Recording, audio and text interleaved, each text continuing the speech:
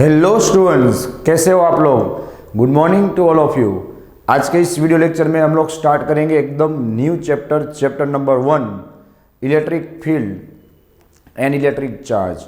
आपको याद ही होगा कि लास्ट वीडियो लेक्चर में हम लोगों ने चैप्टर 3 करंट इलेक्ट्रिसिटी को कंप्लीट किया था। रेडी? तो आज हम लोग स्टार्ट करेंगे chapter number 1,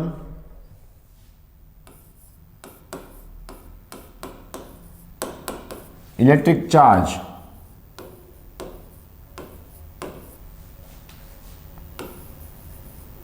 and electric field.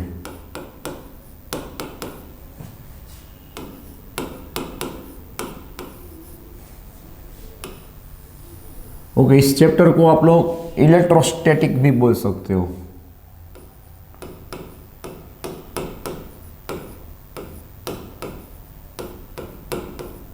Electrostatic तो आपको पता होना चाहिए कि हमारा जो चैप्टर 1 एनसीईआरटी का जो चैप्टर 1 और चैप्टर 2 है, ये दोनों इलेक्ट्रोस्टैटिक में कवर हो जाएंगे। ठीक है, तो आप लोग चैप्टर 1 चैप्टर 2 को ओवरऑल इलेक्ट्रोस्टैटिक भी बोल सकते हो। और चैप्टर 1 अगर हम लोग डिस्कस करें एनसीईआरटी में से, तो उसका नाम क्या होगा? इलेक्ट्रिक चार्ज एंड उसका इलेक्ट्रिक फील्ड। ठीक है, तो चलिए भाई, सबसे पहले हम लोग बेसिक की बात करें, इसकी इंट्रोडक्शन की। तो सिंपल सी बात है, इसे इलेक्ट्रोस्टैटिक क्यों बोला जाता है? तो सिंपल सी बात है कि यहाँ पे चार्जेस क्या होंगे भाई? स्टैटिक होंगे, जो मूव नहीं करेंगे।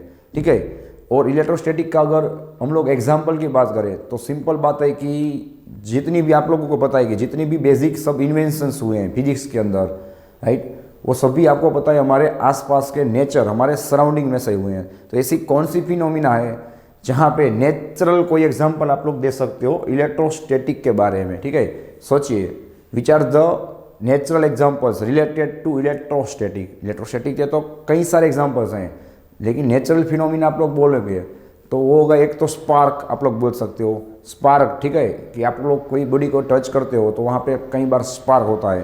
तो स्पार्क का मतलब क्या होगा? वहाँ पे इलेक्ट्रॉन्स चार्जेस क्या होंगे? एक बॉडी में से दूसरे बॉडी में मूव होंगे।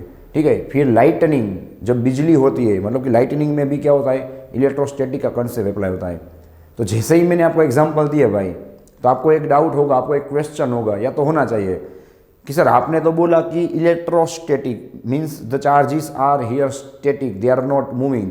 तो आपने तो बताया कि स्पार्क होगा, लाइटनिंग होगा, तो चार्जेस क्या करेंगे? एक बॉडी में से दूसरे बॉडी में मूव करेंगे, ट्रांसफर करेंगे।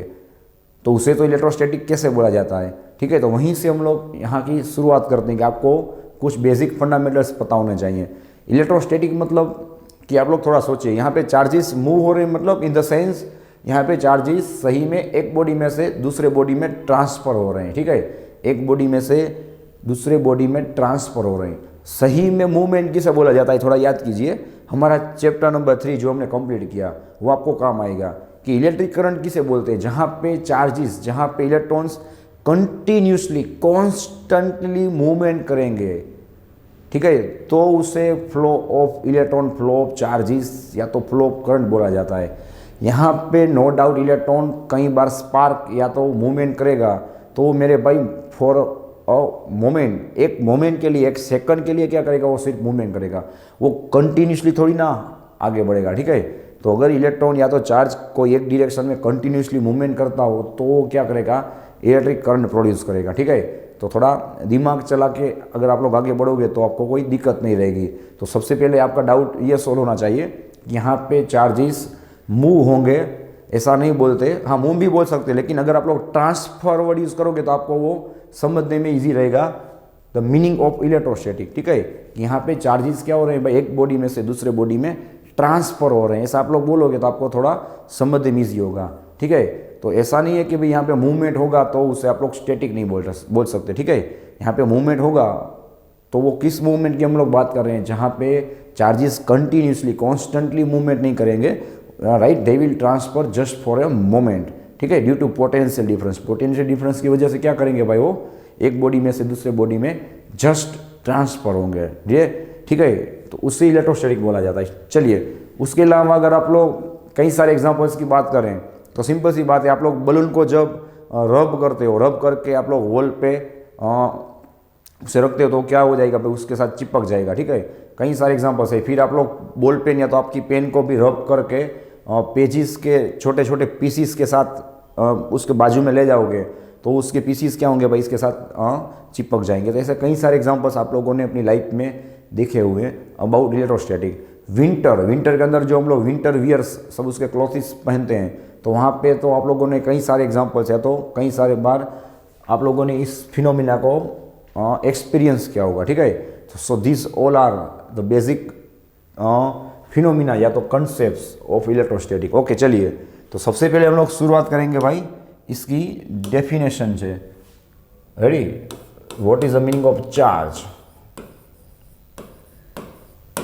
जैसे जैसे आप लोग बेसिक क्लियर करते जाओगे वैसे ऑटोमेटिक स्पीड भी आती जाएगी और आपको सब क्लियर भी होता जाएगा, ठीक है। चलिए भाई, व्हाट इज द मीनिंग या तो what is the definition of charge. Simple सी बात है, it is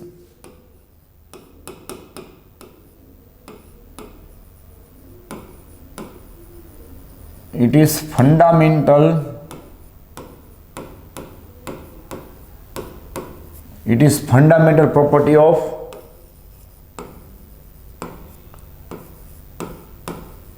any body, or you can say any particle which can produce as well as experience electric and magnetic effect.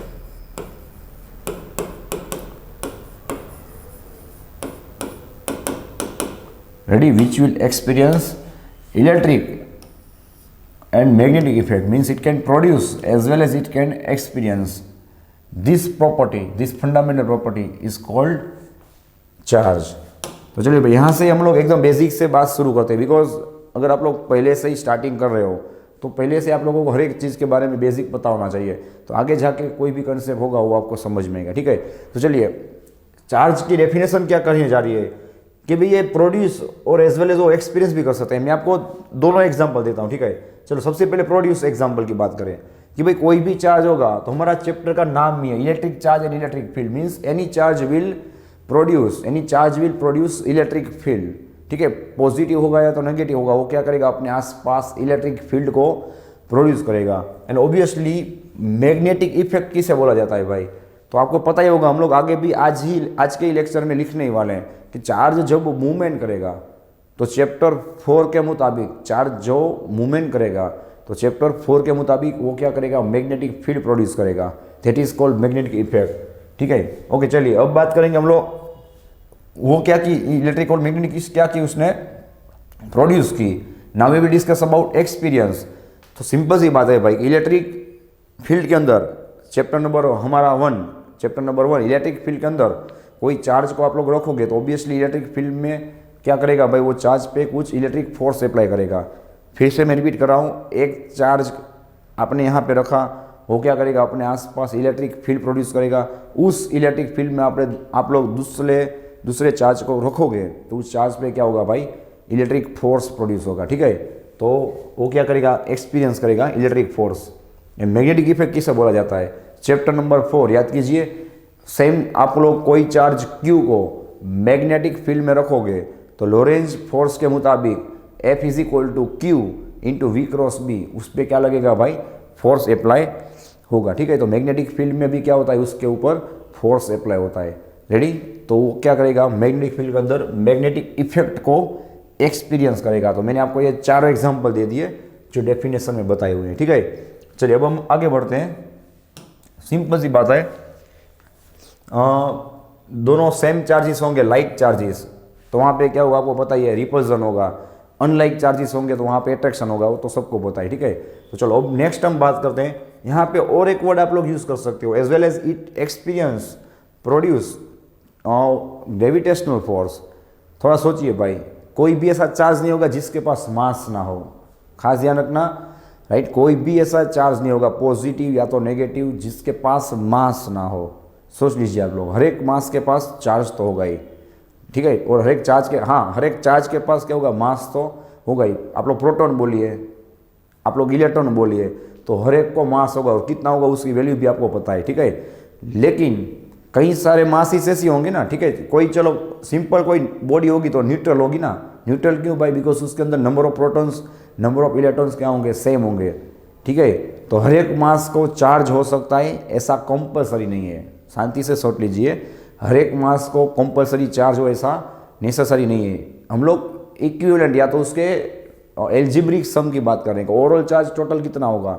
0 होगा। बाकी हाँ, कोई भी पार्टिकल में नो डाउट न्यूक्लियस के अंदर प्रोटॉन्स, उसके ऑर्बिट में इलेक्ट्रॉन्स होंगे ही, लेकिन number of positive charges, number of negative charges अगर आप लोग टोटल सम करोगे उसका एल्जेब्रिक, तो क्या आएगा? 0 आएगा। मतलब कोई भी सब्सटेंस ऑर्डिनरी कंडीशन में क्या होगा? वो उसका चार्जेस 0 होगा, मतलब कि वो न्यूट्रल होगा, ठीक है। लेकिन ऐसा कोई चार्ज ही नहीं है जिसके पास मास ना हो। सोच लीजिए, right? Any massless charge is possible or not? You can think any massless charge is possible or not? You can think, ठीक है, वो पॉसिबल नहीं है।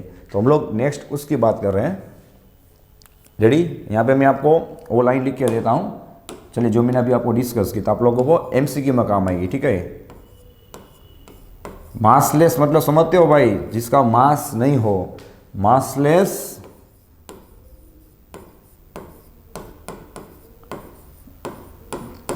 Charge is not possible.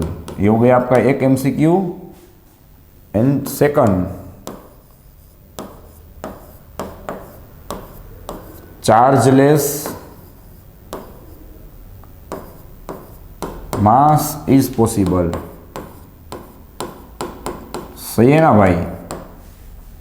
ऐसा मास पॉसिबल है जिसके पास चार्ज ना हो। टोटल चार्ज की या तो इक्विवेलेंट या तो नेट या तो एल्जेब्रिक टोटल उसके सम की मैं बात कर रहा हूँ, ठीक है। ये हो गया आपका नेक्स्ट पॉइंट। चलिए, अब हम लोग अगर आगे बढ़े तो अभी मैंने क्या डिस्कस किया भाई? मास of proton you already know. Mass of proton you already know 1.66 या तो 1.67 into 10⁻⁻27 kilogram. Okay, and mass of 9.1 into 10⁻³ 1 kilogram. चलिए, मुझे भी पता है, आप लोगों को सब चीज़ें पता है, लेकिन मैं यहाँ पे इसलिए लिख रहा हूँ क्योंकि आगे का कंसेप्ट मुझे यहाँ पे काम आने वाला है, ठीक है। तो एक बार हम लोग इसे डिस्कस कर लेते हैं। चलो fast. Charge of electron, charge of proton you already know 1.6 into 10⁻⁻19 coulomb.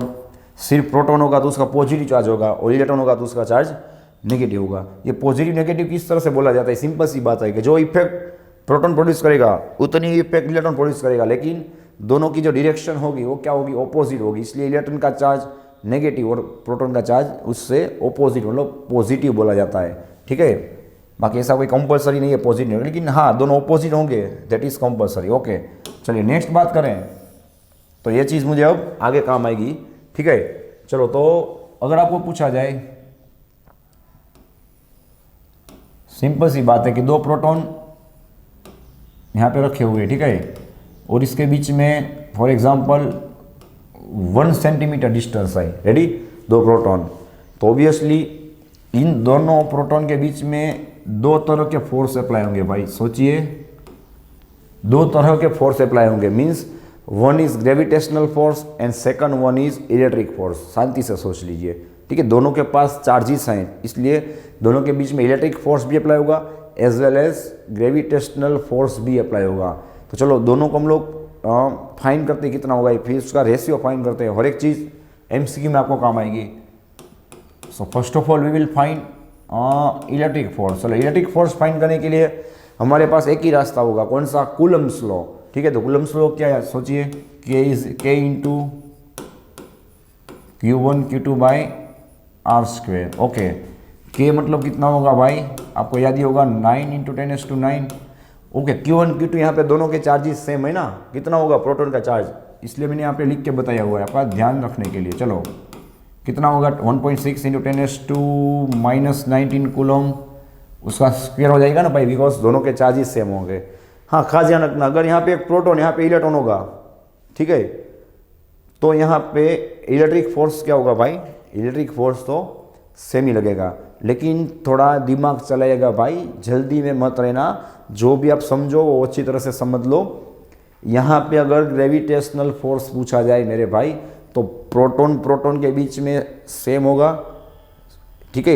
Electron electron के बीच में थोड़ा अलग हो जाएगा प्रोटॉन प्रोटॉन से, बिकॉज प्रोटॉन के मास और इलेक्ट्रॉन के मास के में डिफरेंस है, ठीक है। और अगर प्रोटॉन और इलेक्ट्रॉन का पूछा जाए भाई, तो उसका भी अलग होगा। थोड़ा सोच लीजिए, ग्रेविटेशनल फोर्स प्रोटॉन प्रोटॉन के लिए, प्रोटॉन इलेक्ट्रॉन के लिए और इलेक्ट्रॉन इलेक्ट्रॉन के लिए अलग होगा, बिकॉज हर एक में मास डिफर चेंज वेरी हो जाएगा। जबकि प्रोटॉन प्रोटॉन इलेक्ट्रॉन इलेक्ट्रॉन और प्रोटॉन इलेक्ट्रॉन, ये तीनों केसेस में मेरे भाई इलेक्ट्रिक फोर्स सेम रहेगा, सिर्फ डायरेक्शन अलग होगी। Because electrically they all are same in charge, electrically they all are same in charge, आज हर एक का सेम है। तो ये सब अभी से आपको पता होना चाहिए, एग्जाम में मैं देख लूँगा, वो सिस्टम नहीं होनी चाहिए, ठीक है। चलिए भाई, 1 सेंटीमीटर मतलब कितना होता है, 10⁻² मीटर, और यहाँ पे स्क्वायर होगा। ओके चलिए, तो नेक्स्ट स्टेप की अगर हम लोग बात करें FE, तो चलो मैं अभी फास्ट कैलसी के अंदर आपको देख के बताता हूँ, ठीक है।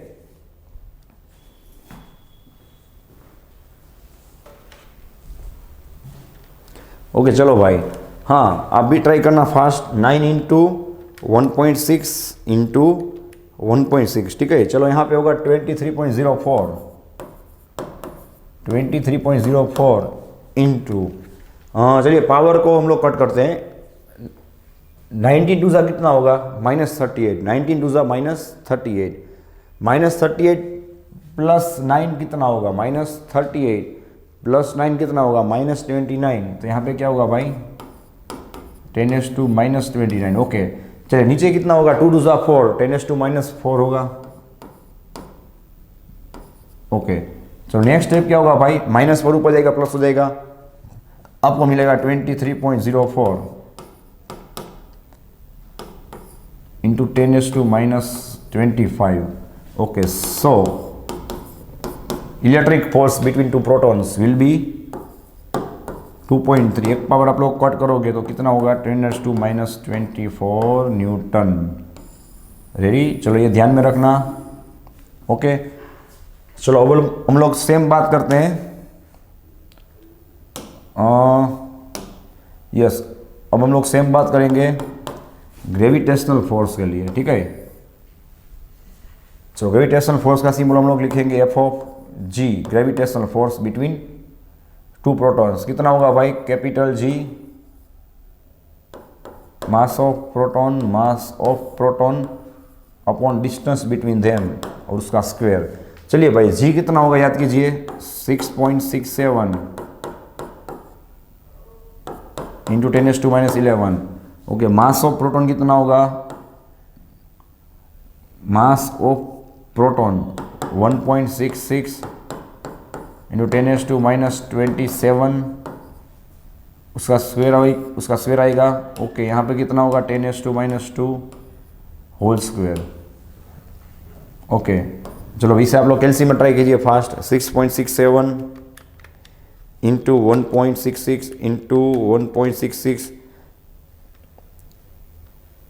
Again I will repeat. Okay 6.67 into 1.66 into 1.66, चलिए आपको मिलेगा 18.37।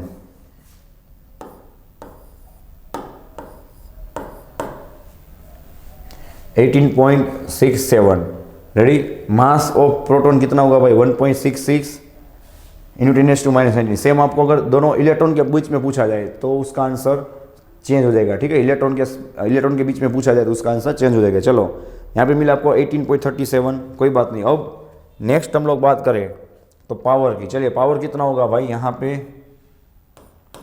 27 2 कितना हो जाएगा, 54, ठीक है। 54 मतलब -54 -11 कितना होगा, -65। यहाँ पे कितना होगा भाई, 10⁻⁻65। ओके चलिए नीचे कितना होगा, 2 2 4, 10⁻⁻4। रेडी, चलो नेक्स्ट स्टेप कितना आएगा, 18.37 इंटू 10⁻⁻4 ऊपर जाएगा, कितना हो जाएगा 10⁻⁻61। ओके, इज इक्वल टू कितना आएगा, एक पावर आप लोग निकाल लोगे तो 1.8 इंटू 10⁻60 न्यूटन। रेडी, चलिए इसे आप लोग नोट डाउन कर लीजिए और भी हम लोग इस कंसेप्ट को आगे बढ़ाते हैं। ओके चलिए, अब नेक्स्ट बात करें, ये क्या हुआ था, yes force between two protons, force between, अब टू इलेक्ट्रॉन्स की बात करें, देखो अगर यहाँ पे 2 इलेक्ट्रॉन्स होंगे और उनके बीच में डिस्टेंस कितना होगा 1 सेंटीमीटर। तो चलिए भाई सिंपल सी बात है, यहाँ पे भी इलेक्ट्रिक फोर्स मेरे भाई कितना रहेगा, इनका भी चार्ज तो सेम ही होगा ना। यहाँ पे आपके पास रेडीमेड पड़ा हुआ है, कितना होगा भाई 2.3 इंटू 10⁻⁻40 न्यूटन होगा अप्रोक्सीमेटली। चलिए अब खास ध्यान रखना, अब इस केस की बात कर रहे हैं, ठीक है, इलेक्ट्रॉन्स के लिए। चलो यहाँ पे मैं क्लियर लिख रहा हूँ,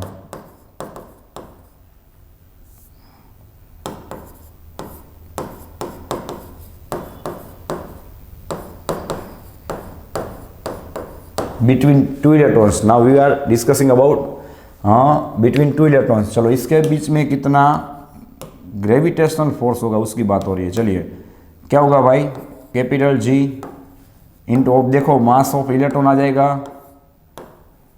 अपॉन आर स्क्वेयर, ठीक है। चलो कितना होगा बताइए फास्ट, 6.67 इंटू 10⁻⁻,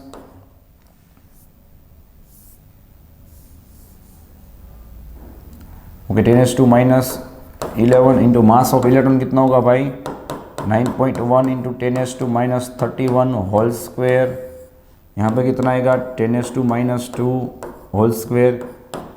चलिए भाई ध्यान रखना क्या होगा, 6.67 इंटू 9.1, 6.67 इंटू 9.1 इंटू 9.1, चलो आपको मिलेगा 552.34, 552.34 इंटू, चलो यहाँ पे कितना होगा 31 टू ज़ा 62, -62 -1 -63 और 10 अलग, मतलब कि -73, यस 10 कितना होगा भाई, अलग से आप लोग टोटल करोगे तो आपको मिलेगा 10⁻73। यहाँ पे कितना होगा 10⁻4। ओके चलिए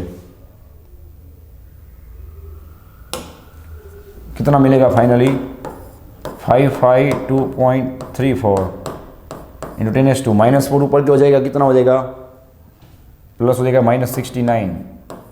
ओके चलो पावर कट कीजिए, कितना होगा 5.52 इंटू 10⁻⁻67 न्यूटन। यह मिल गया आपको इलेक्ट्रॉन के लिए ग्रेविटेशनल फोर्स। देखो तो ग्रेविटेशनल फोर्स चेंज हो गया ना भाई, यहाँ पे हम लोगों ने फाइंड किया था ग्रेविटेशनल फोर्स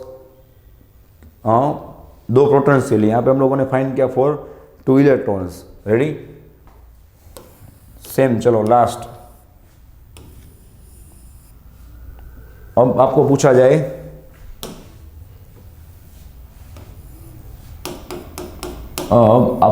बिटवीन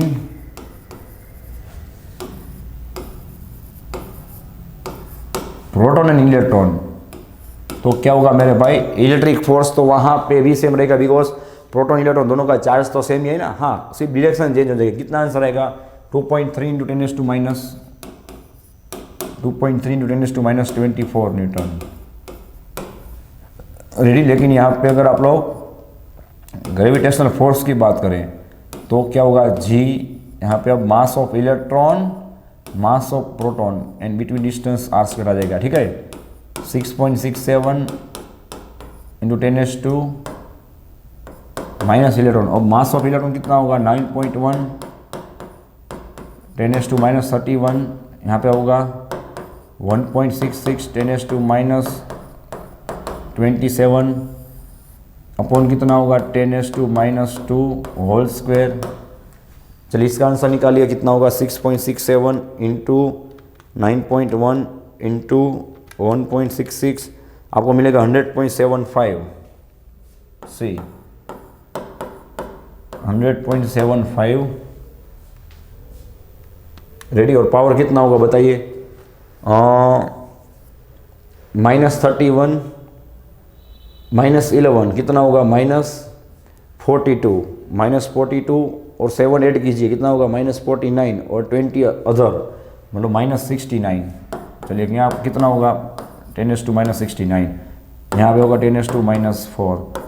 ओके, आपको मिलेगा 100.75 -4 ऊपर क्यों हो जाएगा? कितना हो जाएगा? 10⁻65। तो 2 पावर आप लोग कट कर लीजिए कितना होगा? 1 × 10⁻⁻63 न्यूटन। देख लो आप, सही है। तो ये आपको मिल गया gravitational force between proton electrons. चलो हम लोगों ने यहाँ पे मैथमेटिकली प्रूव कर दिया कि 2 प्रोटॉन के लिए ग्रेविटेशनल फोर्स अलग आएगा, ठीक है, 2 इलेक्ट्रॉन के बीच में अलग आएगा, एक प्रोटॉन एक इलेक्ट्रॉन के बीच में भी अलग आएगा, लेकिन इलेक्ट्रिक फोर्स तो हर एक के लिए क्या रहेगा? Same, because they are electrically same in charge. Charge तो दोनों का क्या होगा? सेम ही होगा। चलिए, तो अब इसे आप लोग नोट डाउन कर लो, ठीक है। चलो, अब आप लोगों को अगर रेशियो मांगा जाए, लास्ट चीज हम लोग फाइंड करेंगे, रेशियो।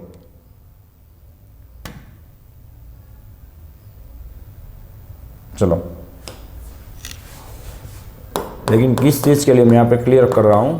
फॉर यहाँ पे आप लोगों को क्लैरिफाई करना होगा। For 2 electrons we are taking ratio. चलो, इलेक्ट्रिक फोर्स ज़्यादा होगा ना तो उसको हम लोग ऊपर रखेंगे, ग्रेविटेशनल फोर्स कम होगा उसको हम लोग नीचे रखेंगे। चलो, इलेक्ट्रॉन्स की बात हो रही है, ठीक है। इलेक्ट्रॉन्स के बीच में यहाँ पे क्लियर दिख रहा है, इलेक्ट्रिक फोर्स तो सेम ही रहेगा। कितना भाई? 2.3 × 10⁻⁻24। बट दोनों इलेक्ट्रॉन्स के बीच में ग्रेविटेशनल फोर्स कितना होगा इस बार? 5.52। यहाँ पे कोई भी रेशियो आप लोगों को मांगा जा सकता है, ठीक है। 10⁻⁻67। चलिए, कितना होगा? 2.3 डिवाइड बाई 5.52 आपको मिलेगा अराउंड 0.42। चलो, पावर आप लोग कट करोगे 6 7 -24 आपको मिलेगा 43। सी 10⁻43। एक पावर कट करोगे आपको मिलेगा अराउंड 4.2 × 10⁻42। तो मतलब आपको पूछा जा सकता है ना कि 2 इलेक्ट्रॉन के बीच में इलेक्ट्रिक फोर्स ग्रेविटेशनल फोर्स से कितना टाइम्स, कितना ज़्यादा होगा? 10⁻42 टाइम्स वो क्या होगा? स्ट्रोंगर होगा देन ग्रेविटेशनल फोर्स, ठीक है। चलो, इसे नोट डाउन कर लीजिए, फिर हम लोग नेक्स्ट कंसेप्ट की ओर आगे बढ़ते हैं।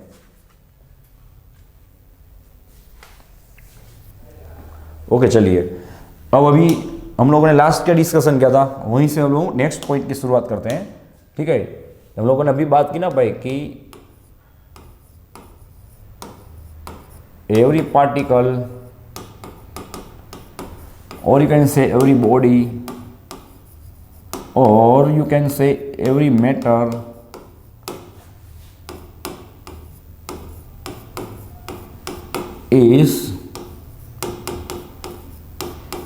is electrically neutral. Why? Because in ordinary conditions number of protons and number of electrons will be same in any particle, matter or body.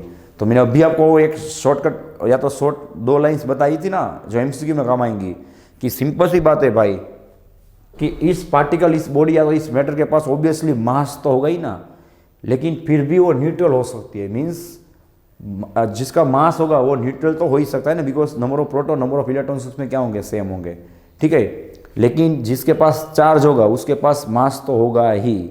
Short लेना आप लोग, ठीक है। चलो भाई, तो इस पॉइंट की मदद से हम लोग एक मस्त स्मार्ट चार्ट बनाने वाले हैं जहाँ पर कितने सारे कंसेप्ट या तो कितने सारे एमसीक्यूज अप्लाई हो सकते हैं। हर एक को मैं यहाँ पे, हर एक पॉसिबिलिटी को मैं यहाँ पे डिस्कस करूँगा, आप सिर्फ ध्यान रखिएगा। चलिए भाई, तो शुरुआत करते हैं।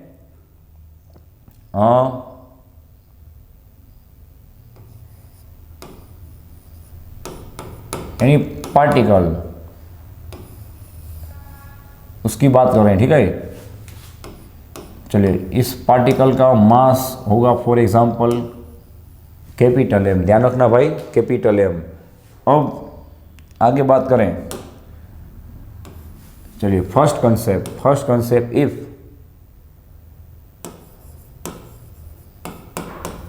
If it is neutral, that means क्या होगा, उसका मतलब क्या होगा, it is not losing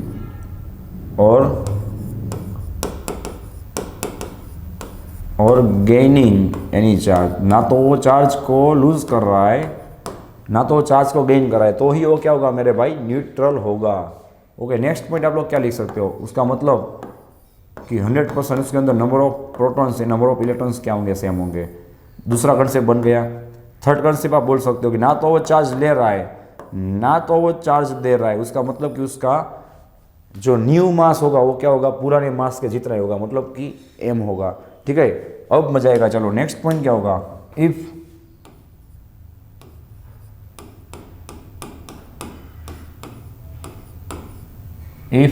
it loses, चलो एकदम कॉमन सेंस की बात है कि वो लूज या तो गेन करेगा, वो इलेक्ट्रॉन को ही करेगा ना भाई, बिकॉज इलेक्ट्रॉन लास्ट ऑर्बिट में होंगे, वो क्या हो जाएंगे, फ्री हो सकते हैं। लेकिन प्रोटॉन या तो न्यूट्रॉन तो क्या होंगे, न्यूक्लियस के अंदर स्ट्रांगली बाउंड होंगे, स्ट्रांगली बाउंड, तो उन्हें न्यूक्लियस में से फ्री करना इम्पॉसिबल या तो बहुत ही टफ है। ठीक है, तो ऑब्वियसली इलेक्ट्रॉन की बात होगी। इफ इट लूजेस इलेक्ट्रॉन, कि भाई कोई पार्टिकल अगर इलेक्ट्रॉन लूज करेगा तो शांति से सोचिए क्या होगा भाई, ये हो गए आपके अलग अलग एमसीक्यूज। देखो, इट्स मास विल डिक्रीज। ठीक है, उसका मास क्या हो जाएगा भाई, डिक्रीज हो जाएगा, because it is losing electron. चलो भाई, मास डिक्रीज होगा तो ऑब्वियसली थोड़ा सोचिए भाई कि उसका जो न्यू मास होगा, न्यू मास वो क्या हो जाएगा, जो उसका पुराना मास था उससे कम हो जाएगा ना, because it is losing electron. ठीक है, कई पॉइंट्स आपको किसी बुक में देखने नहीं मिलेंगे, हम लोग हर एक पॉसिबिलिटीज को हो सके उतना कोशिश करके कवर कर रहे हैं।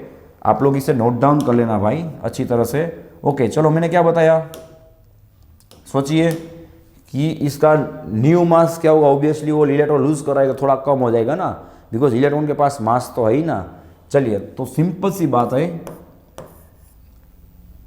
कि उसमें जो डिक्रीमेंट आएगा मेरे भाई, जिसको हम लोग क्या बोलेंगे, डेल्टा एम, सोचिए कितना आना चाहिए, कितना आएगा, तो जितने वो इलेक्ट्रॉन्स लूज करेगा, कोई जल्दी नहीं है, शांति से सोच लीजिए, जितने वो इलेक्ट्रॉन्स लूज करेगा, number of electrons it is losing into mass of electron. ठीक है, एक इलेक्ट्रॉन लूज करेगा तो एक इलेक्ट्रॉन के मास के बराबर इस बॉडी का मास कम हो जाएगा। अगर वो 5 इलेक्ट्रॉन लूज करेगा तो 5 इलेक्ट्रॉन के मास के बराबर उस बॉडी का मास डिक्रीज हो जाएगा। ठीक है, तो इतना मास क्या होगा भाई, डिक्रीज होगा। चलिए, और भी दूसरी बात अगर हम लोग करें तो आपको एम डेस पूछा जाए, एम डेस इसका कितना होगा, ठीक है, उसका न्यू मास कितना होगा, सोचिए इसका न्यू मास कितना होगा, तो जो उसके अंदर पुराना मास था। इन इक्वेशन को याद नहीं रखना है, रटना नहीं है मेरे भाई, मैं भी अपनी तरह से बना के दे रहा हूँ। ठीक है, बुक में कुछ भी लिखा हो आप लोग अपनी तरह से बनाइए, इसे कंसेप्ट सेम ही रहेगा, कोई भी सिंबल रखिए। एम डेस न्यू मास कितना होगा, जो पुराना मास था उसमें से नंबर ऑफ इलेक्ट्रॉन जितने निकल गए उन इलेक्ट्रॉन का मास, बात कंप्लीट। ठीक है, ये मिल गया नया मास। कुछ भी पूछा जाता है आप लोग सोचिए, हर एक पॉसिबिलिटी पे ध्यान होना चाहिए। ठीक है, चलो नेक्स्ट बात करते हैं हम लोग, सेम और भी एक आपके पास चांस है, चलो कुछ प्रॉब्लम आया हो तो, इफ इट गेन्स इलेक्ट्रॉन, अगर वो इलेक्ट्रॉन को ले रहा है, चलिए तो क्या होगा, हाँ यहाँ पे और एक पॉइंट अप्लाई होगा ना। चलिए यहाँ पे ये लूज कर रहा है तो ऑब्वियसली क्या होगा, नंबर ऑफ इलेक्ट्रॉन्स क्या हो जाएंगे भाई, नंबर ऑफ प्रोटॉन से कम हो जाएंगे ना, वो लूज कर रहा है, और इसलिए ये सबस्टेंस क्या हो जाएगा बताइए, ये सबस्टेंस पॉजिटिव हो जाएगा ना। ये बन गया आपके और 2 एमसीक्यू, ये तो आपको पता ही होगा बिकॉज आप लोग केमिस्ट्री में भी स्टडी करते हो, फिजिक्स में भी करते हो। ठीक है, इलेक्ट्रॉन लूज करेगा तो उसके पास नंबर ऑफ इलेक्ट्रॉन्स क्या हो जाएंगे भाई, कम हो जाएंगे। ये पॉजिटिव क्यों हो रहा है उसका भी मैं आपको लॉजिक बताता हूँ, शायद पता ही होगा आपको। चलिए, फॉर एग्जाम्पल कोई 15 नंबर का न्यूक्लियस है, ठीक है, 15 नंबर का पार्टिकल है, तो वो अगर ऑब्वियसली इसके पास क्या होगा, टोटल 15 इलेक्ट्रॉन्स होंगे, टोटल बात कर रहा हूँ। ठीक है, तो चलिए भाई, इसके पास +15 होगा और -15 होगा, इसलिए टोटल कितना होगा भाई 0, means it will be electrically neutral. Ready. अब ये 2 इलेक्ट्रॉन लूज करेगा, शांति से सोचिए। तो 2 इलेक्ट्रॉन लूज करेगा, उसमें न्यूक्लियस वाले प्रोटॉन को क्या फर्क पड़ेगा, प्रोटॉन को कुछ फर्क नहीं पड़ेगा, तो उसके न्यूक्लियस में तो प्लस पॉजिटिव ही रहेगा। लेकिन वो 2 इलेक्ट्रॉन लूज कर देगा, तो अब उसके पास माइनस चार्ज कितने बचेंगे, 13 ही बचेंगे ना। वो 2 इलेक्ट्रॉन्स को लूज कर देगा, तो अब उसके पास टोटल इलेक्ट्रॉन्स कितने बचेंगे, 13, तो -13 होगा, तो 15 - 13 कितना होगा, +2। इसलिए यहाँ पे पॉजिटिव ये बन रहा है। ठीक है। सेम चीज़ अगर वो गेन करेगा, ठीक है, 2 चार्जेस को अगर वो गेन करेगा भाई, मतलब बाजू का एग्जाम्पल, तो उसके पास 15 थे, उसमें से कितने हो जाएंगे, 70 हो जाएंगे ना। तो प्रोटॉन को तो कुछ फर्क नहीं पड़ेगा, वो तो सेम ही रहेगा, because it is in nucleus और स्ट्रांगली बाउंड। चलिए कितना हो जाएगा, -2। इसलिए यहाँ पे ये कंसेप्ट अप्लाई होता है, मतलब कि अगर वो लूज कर रहा है तो सही में चार्जेस कैसे पॉजिटिव नेगेटिव हो रहे हैं वो शायद आपको पता ना हो, तो अब आपको पता चल गया होगा। ठीक है। चलिए नेक्स्ट बात करते हैं। Okay, next point, if it gains electron. चलिए भाई, ये इलेक्ट्रॉन गेन करेगा तो क्या होगा, तो एक तो ऑब्वियसली इसके नंबर ऑफ इलेक्ट्रॉन्स क्या हो जाएंगे भाई, इसके नंबर ऑफ प्रोटॉन से बढ़ जाएंगे, और इसलिए क्या होगा, ये नेगेटिवली चार्ज बन जाएगा। सही है ना। रेडी। चलो नेक्स्ट बात करते हैं, इट्स मास विल, यहाँ पे डिक्रीज हो रहा था, यहाँ पे क्या लिखोगे भाई, ये इलेक्ट्रॉन गेन करेगा तो क्या होगा बताइए, इसका मास इंक्रीज हो जाएगा ना, इट्स मास विल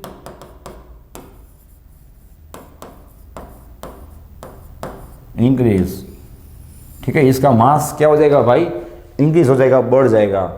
सो आप लोग क्या लिख सकते हो, इसका जो न्यू मास होगा उसके पुराने वाले मास से ज़्यादा होगा।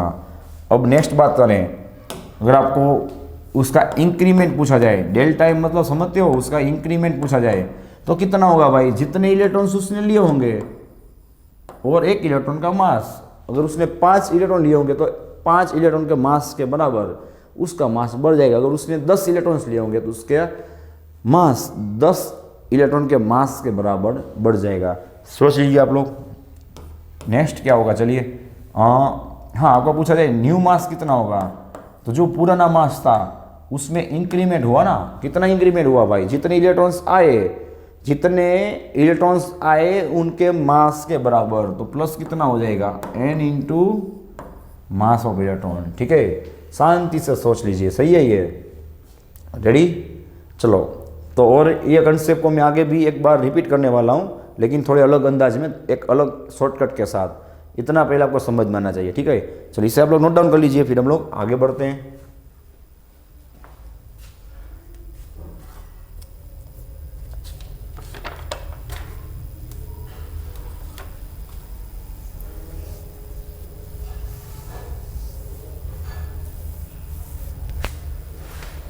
ओके, नेक्स्ट पॉइंट चलिए कंप्लीट हो गया। कुछ डाउट हो तो आप लोग इन्फॉर्म कर सकते हो। चलिए भाई, नेक्स्ट पॉइंट की अगर हम लोग बात करें, बेसिक पॉइंट,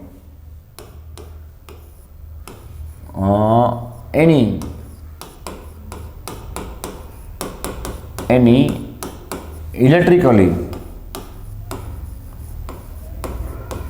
चार्ज पार्टिकल, और you can say body, any electrical charge body will attract. चलिए भाई, कोई भी इलेक्ट्रिकली चार्ज बॉडी होगी, मतलब कि या तो पॉजिटिव हो सकती है या तो नेगेटिव, तो क्या कर सकती है, see any electrically charge body will attract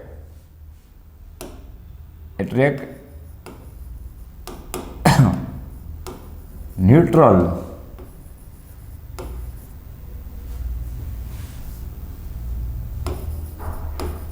may attract neutral and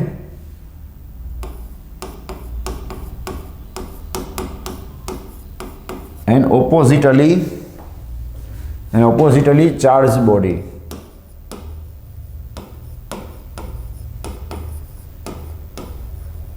चलिए पॉइंट मैं आपको समझाता हूं।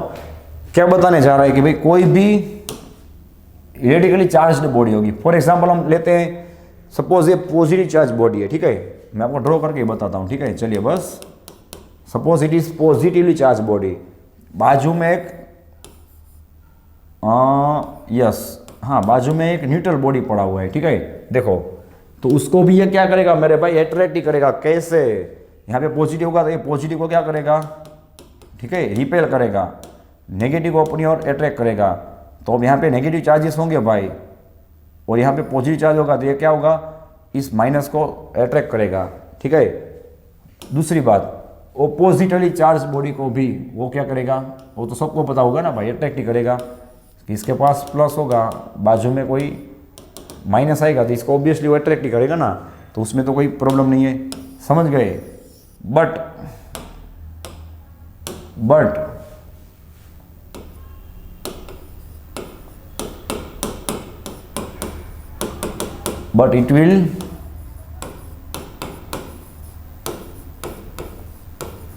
it will repel always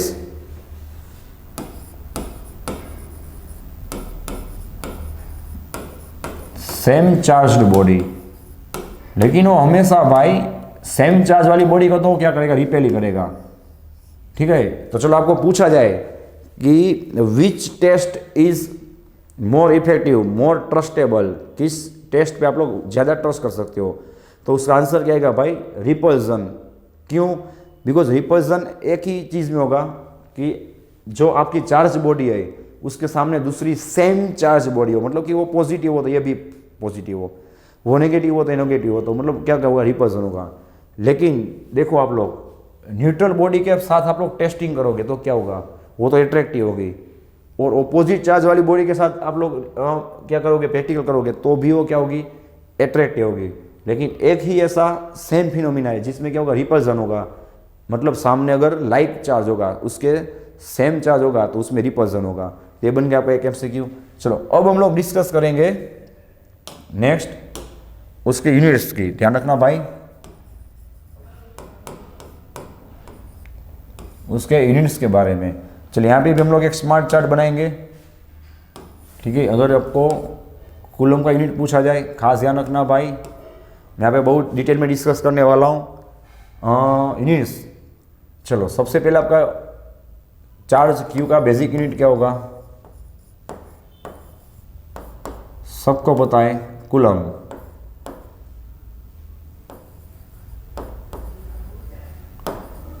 ready? फिर नेक्स्ट पॉइंट, चलिए obviously I is equal to Q by T होगा मेरे भाई, तो obviously Q is equal to कितना होगा, IT होगा। और उसके मुताबिक अगर आप लोग उसके यूनिट की बात कीजिए तो उसका यूनिट कितना आएगा भाई, एम्पेयर इंटू सेकंड आएगा, सोच लीजिए। चलिए नेक्स्ट पॉइंट की अगर हम लोग बात करें, अब खास ध्यान रखना, चार्ज Q की बात हो रही है, एक इक्वेशन आता है मोस्ट टाइप इक्वेशन चैप्टर 6 के अंदर, इलेक्ट्रोमैग्नेटिक इंडक्शन के अंदर इक्वेशन आता है। मैं प्रूव करके भी बताऊंगा, 2 ही मिनट लगेगा इसलिए, ठीक है। तो आपको एकदम समझ में जाएगा, एकदम अलग इक्वेशन, एकदम स्ट्रेंज, जिस पे आपका ध्यान ही नहीं जा सकता। तो ये MCQ में किस तरह से पूछा जा सकता है, देखो आप लोग। ओके, यहाँ पे क्या होगा, हाँ ठीक है, यहाँ पे क्या होगा, फ्लक्स होगा, ठीक है। चलो भाई, फ्लक्स का यूनिट क्या होगा मेरे भाई, वेबर होगा कि नहीं, अपॉन कितना होगा, ओहम। तो ध्यान रखना भाई, delta Q is equal to delta phi by R. मैं यहाँ पे चार्ज के ही बारे में बात कर रहा हूँ, ठीक है, और कुछ नहीं। चार्ज के लिए आप लोग कितने सारे यूनिट बना सकते हो, नो डाउट, लेकिन ये यूनिट पे, इस यूनिट पे किसी का ध्यान नहीं जाएगा। चैप्टर 6 में देखो 2 ही मिनट लगेगा, मैं आपको प्रूफ करके बताता हूँ फास्ट, ठीक है। चलिए सबको पता है V इज इक्वल टू कितना होता है, IR होता है। चैप्टर 6 में आप लोग वोल्टेज को क्या करते हो, प्रोड्यूस करते हो, इसलिए आप लोग उसे क्या बोलते हो, EMF E। उस वोल्टेज को क्या बोलते हो आप लोग, EMF E। चलिए फेराडे के लॉ के मुताबिक अगर हम लोग उसकी वैल्यू की बात करें, उसके मैग्नीट्यूड की, तो EMF E is equal to कितना होता है, delta phi by delta T होता है।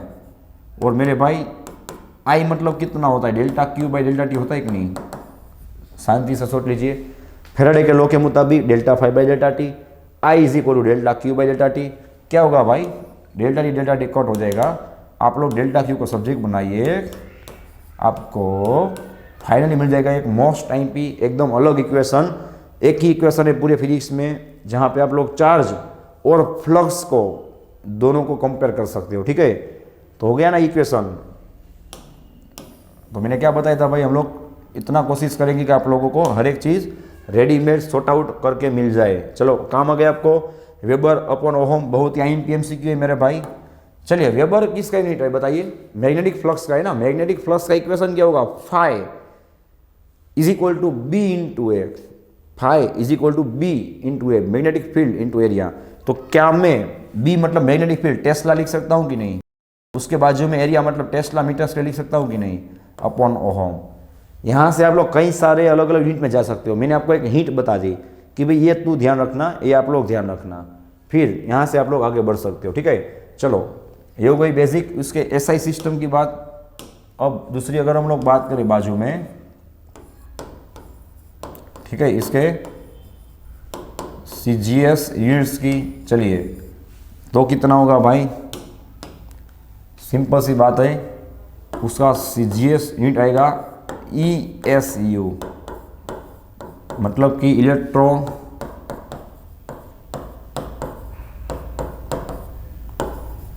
Static unit. ठीक है, इलेक्ट्रोस्टैटिक यूनिट। और एक दूसरा यूनिट होगा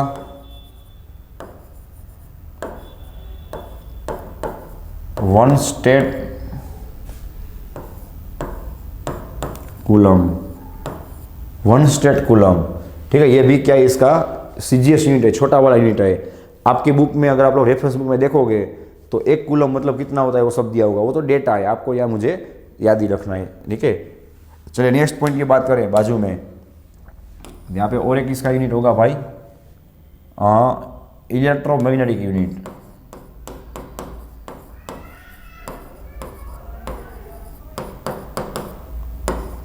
इलेक्ट्रोमैग्नेटिक यूनिट जैसे जिसे आप लोग शॉर्ट में बोल सकते हो EMU। ठीक है, जो होगा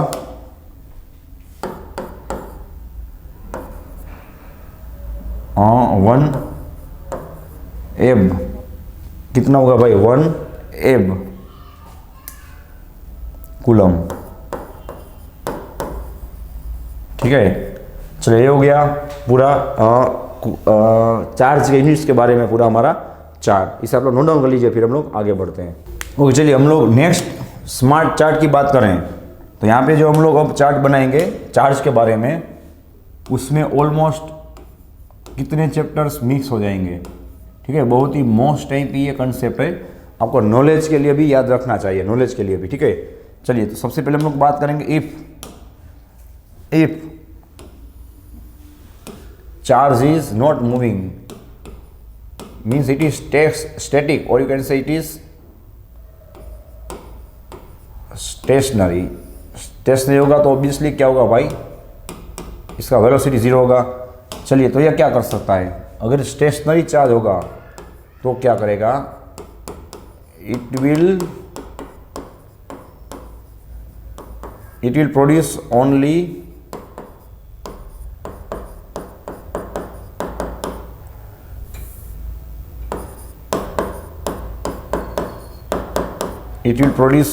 electric field.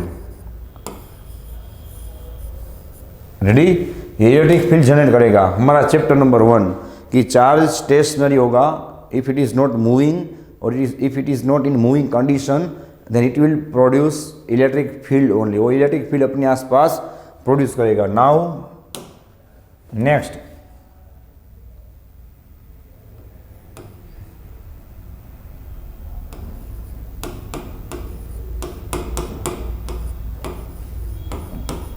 if it is moving with, अब ध्यान रखना भाई, यहाँ पे एक हर एक वर्ड की वैल्यू है, हर एक वर्ड आपको क्लैरिफाई करना होगा। कांस्टेंट स्पीड, अगर वो कांस्टेंट स्पीड के साथ मूवमेंट करेगा, if it is moving with constant speed, तो क्या होगा भाई, अगर वो कांस्टेंट स्पीड के साथ मूवमेंट करेगा तो हमारा चैप्टर नंबर 3 और चैप्टर नंबर 4 अप्लाई होगा कि कांस्टेंट मूवमेंट के साथ भी। मैंने आके ही आपको फर्स्ट चैप्टर जब स्टार्ट किया तो इंट्रोडक्शन में पूरी जो बात की थी ना, वो आपको अभी काम आएगी कि वो कांस्टेंट स्पीड के साथ मूवमेंट करेगा तो वो इलेक्ट्रिक करंट प्रोड्यूस करेगा।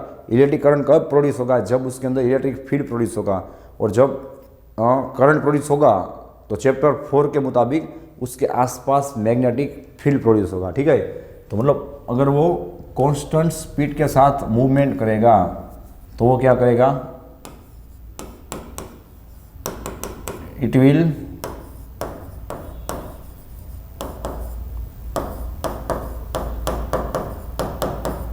प्रोड्यूस इलेक्ट्रिक फील्ड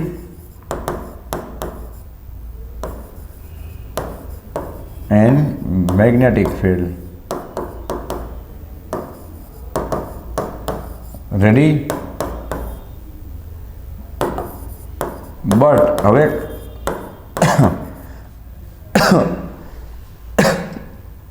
चलो अब ध्यान रखना भाई, बट बोथ फील्ड्स मतलब भाई ब्रैकेट में मैं शॉर्ट में लिख दे रहा हूं, ठीक है। But both fields B and E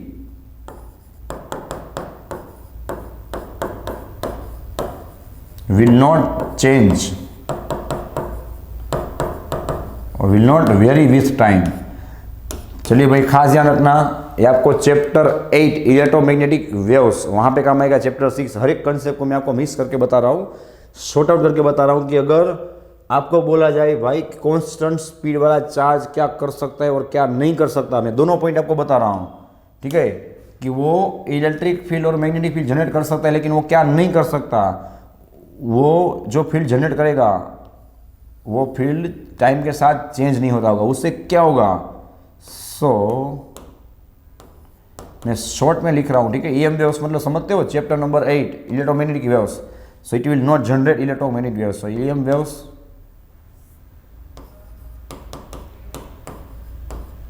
will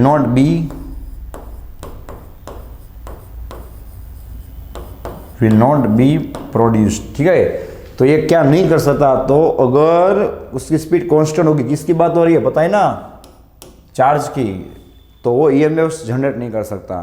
next point यहां से continue, now if it is moving but with not constant velocity means in accelerated motion, तो क्या होगा,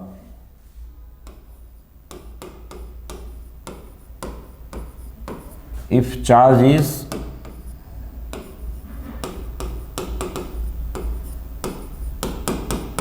moving with acceleration,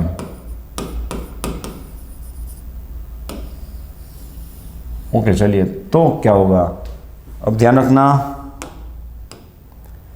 तो भी वो इलेक्ट्रिक फील्ड और मैग्नेटिक फील्ड को तो प्रोड्यूस करेगा ही, लेकिन फर्क क्या होगा, देखो यहाँ पे वो दोनों फील्ड टाइम के साथ वेरी नहीं हो रहे थे, यहाँ पे दोनों वेरी होंगे। इट विल, अब मैं शॉर्ट में लिख रहा हूं, ठीक है। It will produce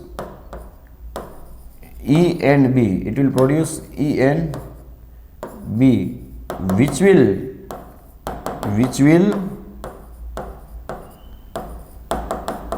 vary with time, which will very with time, जो टाइम के साथ मेरे भाई वेरी होगा। तो कोई पूछे दोनों में क्या फर्क है, तो आपको क्लियर यहाँ पे दिख रहा है, ठीक है।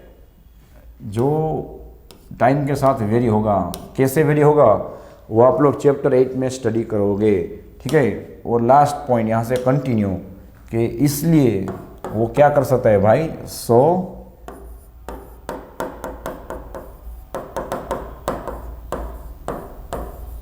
so it will produce EM wave. अब आप ही सोच लीजिए कि कितने कंसेप्ट, कितने पॉइंट्स यहाँ पे बन सकते हैं, कितने MCQs यहाँ पे पूछे जा सकते हैं, ठीक है। चलिए इसे आप लोग नोट डाउन कर लीजिए, फिर हम लोग आगे बढ़ते हैं।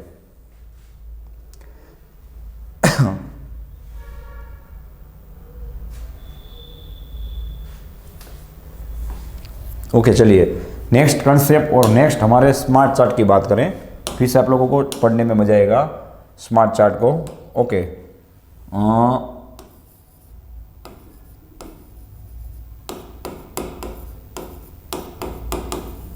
क्वांटाइजेशन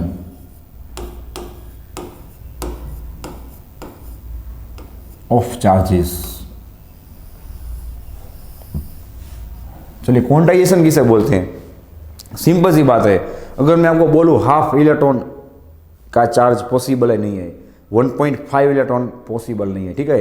तो ये क्या होगा, उसके इंटीग्रल मल्टीपल में होगा, मतलब कि 1 के बाद डायरेक्ट क्या आएगा 2 आएगा, उसके बाद क्या आएगा डायरेक्ट 3 आएगा। 1.2, 1.3, 1.35 उस टाइप के चार्जेस पॉसिबल नहीं है। दैट इज कॉल्ड क्वांटाइजेशन, मतलब उसका पूरा क्वांटा होगा। जैसे थोड़ा याद कीजिए, आप लोग फोटोन वाले चैप्टर में क्या स्टडी करते हो, वहाँ पे भी सेम चीज़ स्टडी करते हो। याद कीजिए कुछ कि फोटोन का प्लैंक वाला इक्वेशन क्या था, याद कीजिए। मैं आपको दोनों चीज़ें जो अच्छी तरह से सेम मिल रही हैं वो आपको बता रहा हूँ कि भाई आपको समझने में ईजी रहेगा और याद रखने में ईजी रहेगा। कि आप लोग फोटोन वाले चैप्टर में क्या स्टडी करते थे ड्यूल नेचर के अंदर, कि Planck's equation is Planck equation is energy E is equal to NHF। HF क्या होगा, एक फोटोन का क्वांटा, मतलब कि उसकी एनर्जी होगी एक फोटोन की। उसकी बाजू में n आएगा, n मतलब कि वो क्या होगा, उसके इंटीग्रल मल्टीपल में होगा, मतलब n मतलब 1 के बाद डायरेक्ट 2 आएगा। 1.2 फोटोन, 1.35 फोटोन्स पॉसिबल नहीं है। वैसे ही 1.2, 1.3 इससे चार्जेस पॉसिबल नहीं है, ठीक है। तो उसका हम लोग सबसे पहले एक स्टेटमेंट लिखेंगे जो आपको बहुत ही काम आएगा। चलिए, charge on any body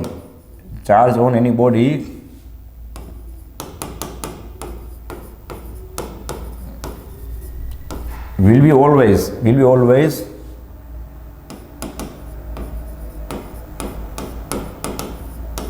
in multiple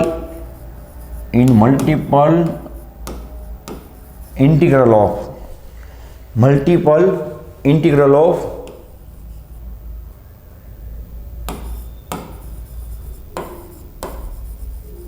fundamental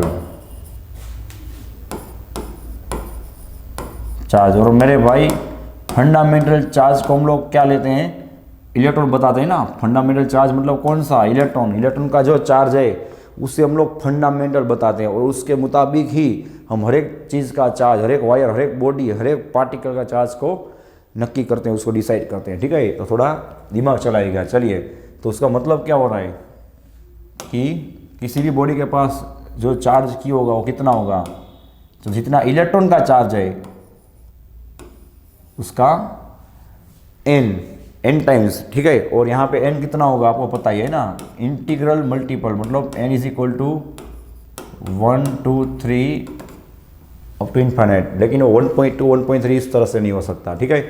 चलिए भाई, अब हम लोग थोड़ी आगे बात करें। तो देयर आर 2 पॉसिबल क्वार्क्स। अगर हम लोग क्वार्क्स की बात करें एक स्मार्ट चार्ट के अंदर, चलिए आपको पूछा जाए भाई विच इज फंडामेंटल पार्टिकल, तो इलेक्ट्रिकली फंडामेंटल पार्टिकल कौन होगा, इलेक्ट्रॉन होगा। और अगर आप लोग मास की बात करें, ठीक है, तो मास की बात करें तो फंडामेंटल पार्टिकल्स कौन होंगे, इलेक्ट्रॉन्स एंड क्वार्क्स होंगे। अब तक क्या माना जाता था भाई कि इलेक्ट्रॉन और प्रोटॉन, न्यूट्रॉन ये फंडामेंटल पार्टिकल्स हैं। फिर पता चला कि भाई प्रोटॉन, न्यूट्रॉन भी क्वार्क्स में से बने हुए हैं। तो उसमें से फिर फाइनली डिसाइड हुआ। अब आपको बोला जाए चैप्टर नंबर 12 न्यूक्लियस, उसमें आप लोग पढ़ोगे, ठीक है, कि फंडामेंटल पार्टिकल्स कौन है भाई, तो इलेक्ट्रॉन और क्वार्क्स। हाँ, इलेक्ट्रॉन के नीचे कुछ नहीं है। इलेक्ट्रॉन किस चीज़ में से बने, वो क्वार्क में से नहीं बने, ठीक है, तो वो अलग ही आएगा। मतलब सबसे छोटा वाला पार्टिकल कौन होगा, इलेक्ट्रिकली अगर आप लोग बोला जाए तो इलेक्ट्रॉन होगा, और दूसरा कौन होगा, क्वार्क्स होगा, ठीक है। अब प्रोटॉन, न्यूट्रॉन को बोला जा सकता नहीं है, बिकॉज उसमें से जो नीचे की ओर अगर आप जाओगे तो क्वार्क्स मिलेगा। तो चलो, क्वार्क्स कितने होंगे उसकी बात करें। सिंपल सी बात है, कई सारे क्वार्क्स पॉसिबल है, लेकिन हम लोगों को पढ़ना है एक अप क्वार्क्स, ठीक है। एक आएगा अप, दूसरा आएगा डाउन। कितने सारे क्वार्क्स हैं, इसमें से हम लोग 2 की बात करें, ठीक है। चलो, अप क्वार्क के पास कितना चार्ज होगा, +2/3, और डाउन के पास कितना होगा, -1/3 इलेक्ट्रॉन। रेडी। तो यहाँ से अगर हम लोग 2 पॉसिबिलिटीज को अप्लाई करें, ध्यान रखना भाई, यूयूडी मतलब कौन सा चार्ज बनता है वो आपको पूछा जा सकता है। इट इज IMP MCQ, ठीक है। तो चलो, यूयूडी मतलब कितना होगा बताइए। यू मतलब +2/3, अगेन यू मतलब +2/3 वन मोर टाइम, और डी मतलब -1/3। चलिए बताइए कितना होगा। Okay, 2 + 2 4, 4 - 1 3 electron by 3। चलिए 3 कट हो जाएगा, आपको कितना मिलेगा भाई? ई इलेक्ट्रॉन के चार्ज बराबर मिलेगा ना। और यहाँ पे पॉजिटिव आंसर आ रहा है, उसका मतलब क्या हुआ भाई कि प्रोटॉन इज मेड ऑफ यूयूडी, मतलब कि प्रोटॉन 2 अप क्वार्क और एक डाउन क्वार्क का बना हुआ है। ठीक है, चलिए नेक्स्ट हम लोग बात करते हैं यूडीडी के बारे में। रेडी, चलिए यूडीडी मतलब कितना होगा भाई? +2/3 इलेक्ट्रॉन्स। डी मतलब -1/3 electron one time and one more time -1/3 electron. चलिए कितना होगा बताइए? यहाँ पे 2 - 2 हो जाएगा ना, 2 इलेक्ट्रॉन्स -2 इलेक्ट्रॉन हो जाएगा। देख लीजिए आप, -1 कितना हो जाएगा? -2/3। ठीक है, चलो कितना बचेगा? 0/3। कितना मिलेगा भाई? 0। और बताइए ये 0 कौन सा पार्टिकल है जिसका चार्ज 0 होगा? We are discussing about electrical charge. ठीक है, इलेक्ट्रिकली हम लोग बात कर रहे हैं। तो चलो न्यूट्रॉन पूछा जाए, neutron is made of 1 up quark and 2 down quarks, means it is made of UDD. चलो तो इसे आप लोग नोट डाउन कर लीजिए, फिर हम लोग आगे बढ़ते हैं। रेडी?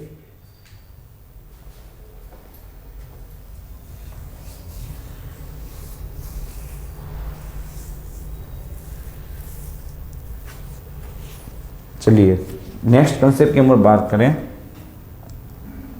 हाँ, क्वांटाइजेशन ऑफ चार्ज यहाँ पे लिखा हुआ है ना। चलिए और एक पॉइंट मैं आपको बता देता हूँ। ठीक है, यस, चलो अभी हम लोगों ने बात की थोड़ी देर पहले, इफ एनी बॉडी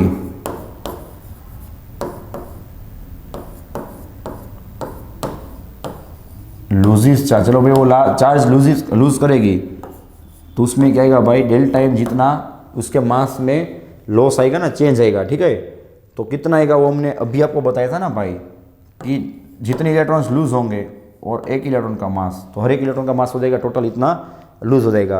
अब कुछ समझ में आ रहा है भाई मैं क्या बताने जा रहा हूँ? देखो Q = NE दिख रहा है, यहाँ पे मैं पुट करने जा रहा हूँ। ठीक है, चलिए बताइए Q = NE मतलब मेरे भाई N = क्या होगा? N = क्या होगा? Q/E होगा। ठीक है, तो आपको डेल टाइम कितना मिल जाएगा बताइए? Q/E।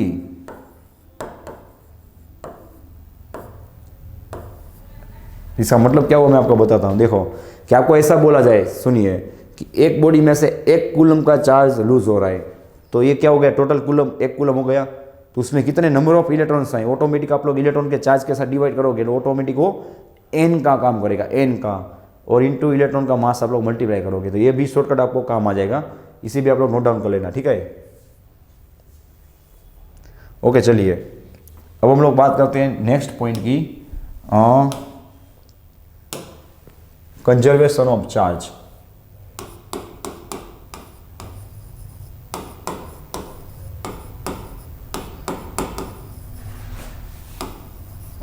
Conservation of charge. Ready? चलो भाई, आपको सबसे पहले तो बेसिक नॉलेज होना चाहिए, जो आप लोग 11th स्टैंडर्ड चैप्टर 1 में कहीं पे लिखा हुआ आप लोग देख सकते हो कि there are 4 universal conservation laws. There are 4 universal conservation laws. The first one is the conservation of electric charge, the conservation of electric charge. The second one is conservation of energy, that you already know. The third one is conservation of linear momentum, and the fourth one is the conservation of angular momentum. Again I will repeat: the conservation of charge, conservation of energy, conservation of linear momentum, and conservation of angular momentum. So वहाँ पे हम लोग अब बात कर रहे हैं conservation of charge की। ठीक है, यहाँ पे भी कुछ MCQs आपको पता चलेंगे न्यू। देखो,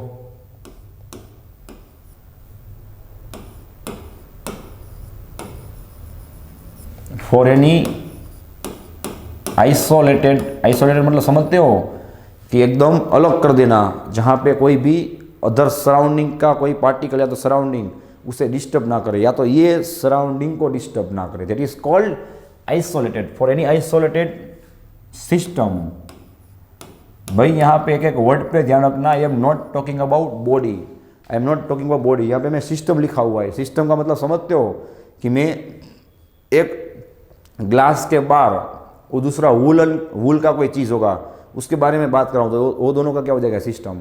मैं यहाँ पे दो अलग अलग बॉडी की बात कर रहा हूँ, दो अलग अलग सब्सटेंस या तो 2 3 4 अलग अलग बॉडी के पूरी बने सिस्टम की बात कर रहा हूँ। I am not talking about only single body, ठीक है। So for any isolated system,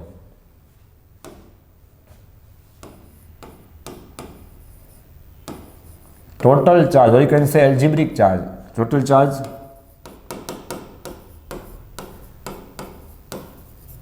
will be always conserved, वो हमेशा क्या रहेगा भाई, कंजर्व्ड ही रहेगा। रेडी, चलो ये हो गया फर्स्ट पॉइंट। मतलब क्या हुआ भाई कि कोई भी चार्ज बाहर नहीं जाएगा, कोई बाहर से अंदर नहीं आएगा, टोटल चार्ज उसका कंजर्व ही रहेगा।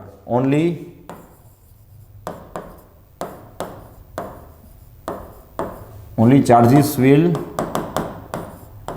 ट्रांसफर, ठीक है, ये वर्ड यूज करना, मूव नहीं, only charges will transfer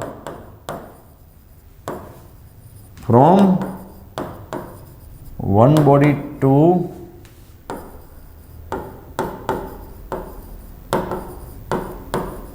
another body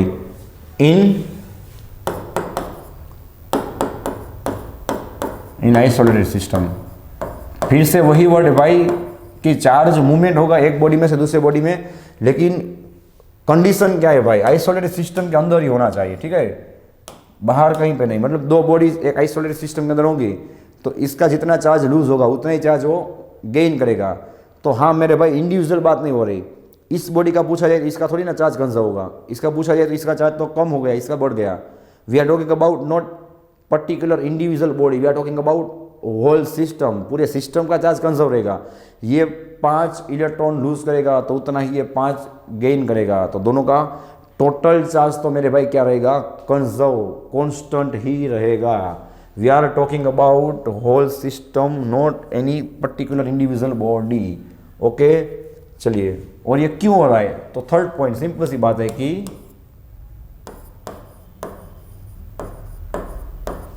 charges will not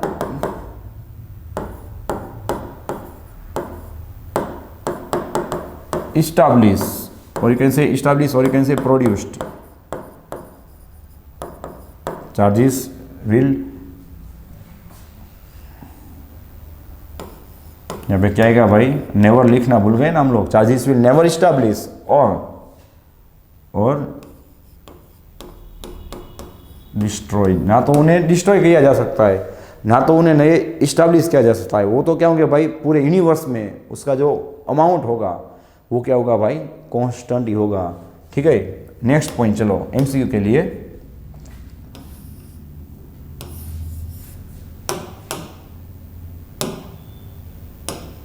okay चलिए ध्यान रखना। चलो फॉर एग्जांपल ये एक आइसोलेटेड सिस्टम है, ठीक है, फॉर एग्जांपल इट इज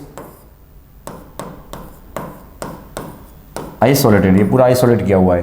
अब सपोज बाहर से एक फोटोन, चलो आपको पता ही होगा भाई कि फोटोन चार्ज लेस है ना, फोटोन के पास थोड़ी ना चार्ज होगा। तो मैंने आपको 2 लाइंस लिखवाई थी स्टार्टिंग में, वो समझ में आ गया। फोटोन चार्ज लेस है, ठीक है, तो उसके पास चार्ज नहीं है, लेकिन उसके पास मास होगा। चैप्टर नंबर 11 ड्यूल नेचर आप लोग पढ़ोगे, ठीक है, फोटोन की बात हो रही है। तो उसके पास चार्ज नहीं होगा ना, means Q is equal to कितना होगा भाई, 0 होगा।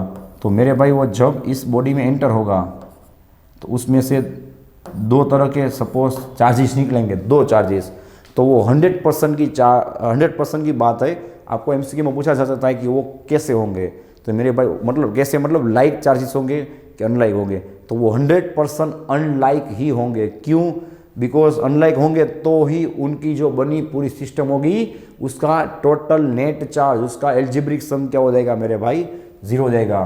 तो अगर ये पॉजिट्रॉन होगा तो उसके सामने ये 100% इलेक्ट्रॉन ही होगा, मतलब ये पॉजिटिव चार्ज प्रोड्यूस होगा एक साइड तो दूसरी साइड नेगेटिव होगा, ठीक है। ओनली पॉजिटिव और ओनली नेगेटिव पॉसिबल नहीं है। क्यों, सोचिए, बिकॉज ये आइसोलेट सिस्टम पहले क्या था भाई, जीरो था, तो बाद में भी जीरो होना चाहिए। ये फोटोन का चार्ज टोटल पहले भी जीरो था, तो उसमें से जो दो पार्टिकल्स बनेंगे उसके चार्ज भी क्या होने चाहिए भाई, इलेक्ट्रिकली न्यूट्रल, मतलब कि जीरो होने चाहिए। तो इसका आप लोग एडिशन करोगे प्लस माइनस क्या हो जाएगा, जीरो हो जाएगा।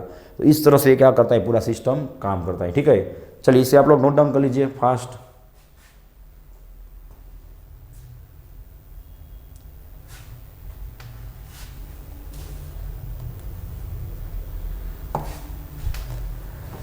ओके चलो भाई, तो नेक्स्ट वीडियो लेक्चर में हम लोग यहाँ से कंटिन्यू करेंगे।